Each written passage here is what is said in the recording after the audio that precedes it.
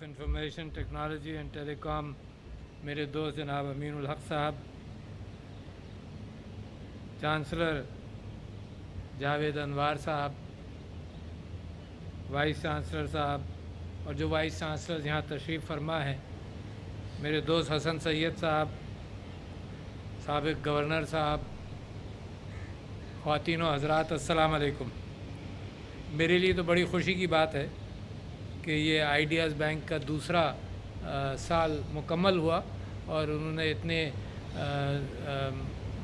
مکمل انداز سے لوگوں سے مشورے مانگے، ایک بورڈ بنایا اور آج انہوں نے انعامات کی تقسیم کی۔ یہ انعامات ایک ریکگنیشن ہے اس بات کا کہ جو امکانات ہیں پاکستان کے اندر سٹارٹ اپس کے آئیڈیاز کے حوالے سے، ان امکانات کو فروغ بھی دیا جائے اور اس کے ساتھ ساتھ لوگوں کو انکریج کیا جائے کہ اس سے زیادہ منزلیں اور بہت دور اور بہت اونچی منزلیں ہیں۔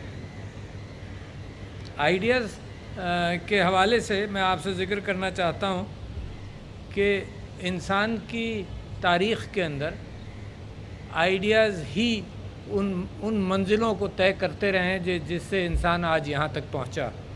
مجھے آج تک یاد ہے کہ ایک جو یہاں سائنس کے استاد ہوں گے ان کو یاد ہوگا، طالب علموں کے زمانے سے پہلے کی بات ہے کہ ایک رسالہ بڑا اچھا آتا ہے جو آج بھی میں پڑھتا ہوں، دیٹ از سائنٹیفک امریکن، ماہانہ رسالہ ہے۔ تو اس کے اندر ایک میتھمیٹیشین مضمون لکھتا تھا، میتھمیٹیکل گیمز کر کے، اس کا نام تھا مارٹن گارڈنر، اور میں بڑے شوق سے اس کو پڑھتا تھا، اور وہ 2 ڈائمینشن اور 3 ڈائمینشنز اور ملٹیپل ڈائمینشنز کے اوپر بھی ہر چیز پر اس کی لکھائی ہوتی تھی۔ اس نے ایک کتاب چھاپی، آہا، اور اس کتاب کی بنیاد یہ تھی کہ آئیڈیاز آتے کس طرح سے، اور اس نے کہا کہ اچانک آتے ہیں، یوریکا، پائتھاگورس والا آئیڈیا، کہ وہ جناب جیسے ہی اس کو خیال آیا اس آئیڈیا کا اور اس سلوشن کا، تو وہ تاریخ کے اندر کہا جاتا ہے کہ اتنا ایکسائٹڈ ہوا کہ وہ باتھ ٹب میں لیٹا ہوا تھا، وہاں سے ننگا بازار میں گھومتا چیختا گیا کہ یوریکا، میں نے وہ پا لیا ہے حل۔ آئنسٹائن کا، جو لوگ آپ واقف ہیں، اس کا ایک تھیوری تھی سرفیس ٹینشن کے اوپر، اور وہ جب آپ سوکھی ریت پر چلیں تو پیر دھستا ہے اور گیلی ریت پر چلیں تو پیر نہیں دھستا۔ تو آئنسٹائن ایک دن سمندر کے پاس گیلی ریت پر جب چل رہا تھا، اس کو آئیڈیا آیا کہ سرفیس ٹینشن کے اوپر اس نے ایک مقالہ لکھا اسی کی بنیاد پر۔ آج کل دنیا کی ترقی، میں آپ کو پرائرٹیز کی طرف لے جانا چاہتا ہوں۔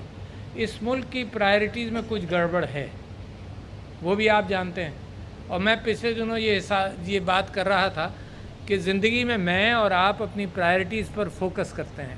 پرائرٹیز کیا سمپل سی چیزیں ہیں، اگر یہاں آگ لگ جائے تو ہم اور آپ آگ بجھائیں گے، یہ پرائرٹی بن جائے گی۔ باقی کوئی سائنسدان ہے، کوئی غریب آدمی ہے، کوئی امیر آدمی ہے، کوئی فرق نہیں پڑتا، ہر ایک کی ذمہ داری ہوگی کہ یہ آگ بجھائیں۔ ملکوں کی جو ترقی کرنے کی خواہاں ممالک ہیں، ان کی پرائرٹیز کیا ہوتی ہیں؟ ان کی پرائرٹیز علم اور صحت مثال کے طور پر بہت بڑی پرائرٹیز ہیں، اس کے بغیر قومیں ترقی نہیں کرتی۔ میں آپ کو مثال دینا چاہتا ہوں چائنا کی۔ چائنا نے جب 80 کی دہائی میں کمیونزم سے اور سوشلزم سے نکلنا شروع کیا تو سب سے بڑی پرائرٹی اس کی تعلیم اور صحت مند قوم ہو اور اس کو تعلیم دے دی جائے، اس کا دماغ اور اس کا جسم صحیح ہو، اسی پر قومیں بنتی ہیں۔ یہ بھی ہم امید لگاتے ہیں کہ جی زمین سے تیل نکل آئے نیچرل ریسورس کے اعتبار سے، مگر اگر آپ دنیا میں ہر طرف دیکھیں تو قومیں جو ترقی کرتی ہیں اس کا واقعی نیچرل ریسورس سے تعلق ہے، مگر اتنا نہیں ہے جتنا انٹلیکچول ریسورس سے تعلق ہے۔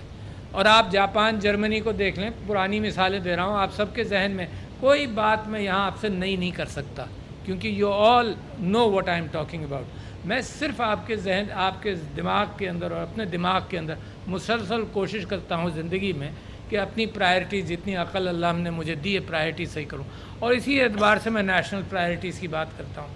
تو آپ تیل بھی زمین سے نکل آئے تو بہت سارے ممالک ہیں، افریقہ کا ملک ہے ایک بہت بڑا، Nigeria, abundant in oil, but has not been able to translate that oil wealth into intellectual wealth and prosperity.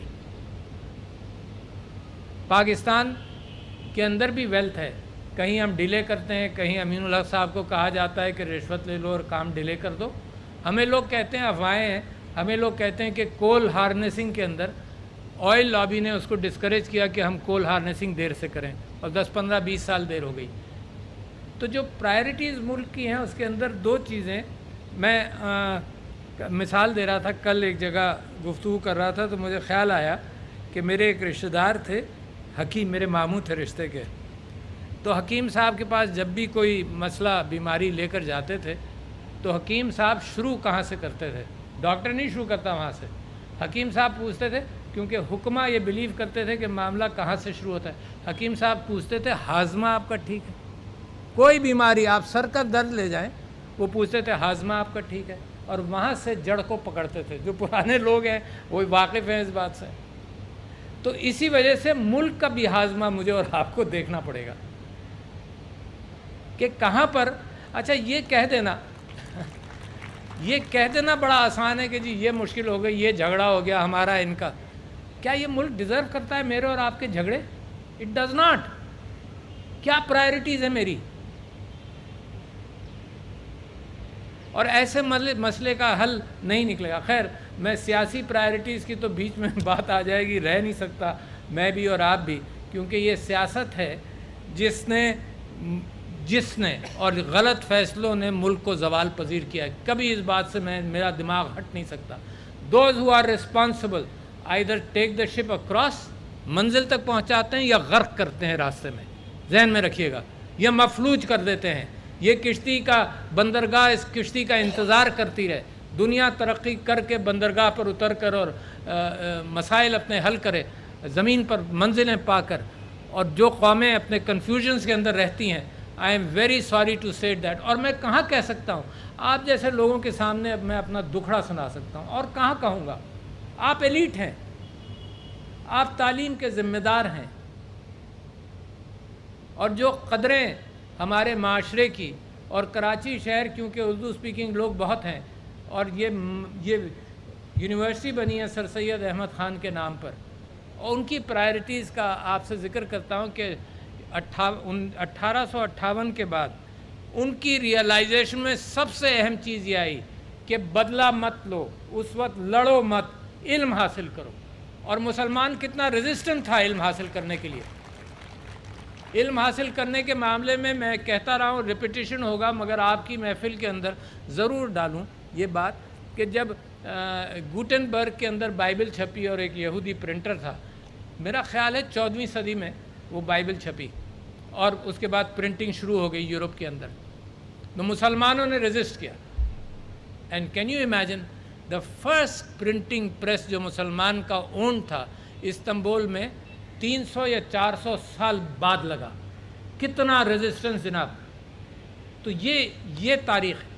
یہ جو زوال کی وجہ ہے وہ یہ ہے کہ ہر نئے علم سے خوفزدہ مسلمان یہ سوچتا ہے کہ بند کر دو, کان بند کر لو, آواز نہیں آئے گی. اور وہ آج کل کی زمانے کے اندر بھی آپ نے دیکھا کہ کبھی ہم نے یوٹیوب بین کیا, ہماری سمجھ میں نہیں آیا کہ کس کا مقابلہ کیسے کریں. ہم نے ویکیپیڈیا بین کر کے دیکھا. تو پرانے ٹولز سے اگر نئے خیالات کا یلغار ہے تو ان نئے خیالات کے اندر اگر اس کے اندر خراب خیالات بھی آتے ہیں تو تھوڑا سا کوانٹم خرابی کا ہر علم میں ہوگا. چاہے نیوکلیئر سائنس کے اندر ہو, اس کے اندر نیوکلیئر بامز اس خراب حصہ ہے, مگر نیوکلیئر انرجی ایک اچھا حصہ ہے جو دنیا کو تبدیل کر سکتا ہے. تو لہٰذا ہر چیز کے ساتھ یہ کمبینیشن ہے. اور پورے علم کو بلاک کر دینا اس خوف سے کہ ٹویٹر پر یہ ہوتا ہے تو ٹویٹر بند کر دو, پولیس والا اس کے گھر بھیج دو, that is not the solution. Intellectual زمانے میں انٹلیکچوئل سولوشنز نکلیں گے. آپ خیالات کا مقابلہ کریں گے. یہ انگریزی زبان کے اندر ایک لفظ آیا جب عام لوگوں کی گفتگو ہاؤس آف کامنز اور ہر جگہ پہنچنے لگی, تو انگریزی کا ایک لفظ آیا vulgar. Vulgar did not mean bad, vulgar did not mean pornography اور something. Vulgar just meant کہ یہ عام لہجہ بات چیت کا یہ بڑے ایوانوں میں آ گیا. تو consider Twitter and social media کہ عام لہجہ اور عام گفتگو آ گئی. خیر ہم بات آئی ٹی کی کر رہے ہیں مگر میرے آپ سے اتنی ساری باتیں کرنے کی ہیں کہ میں ڈائیگریس کرتا رہتا ہوں. تو let me come back to I T.